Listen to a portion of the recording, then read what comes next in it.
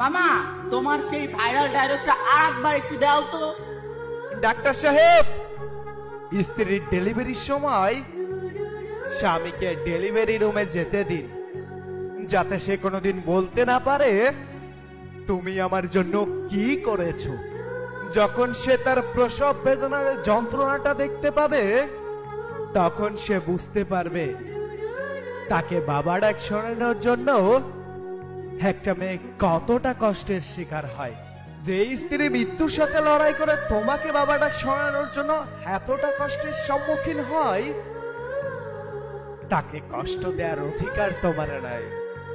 নারী, তুমি পারো বটে, শত অবহেলা সহ্য করার পরও তারপরও সকলকে খুশি করার জন্য আপ্রাণ চেষ্টা করে যাও।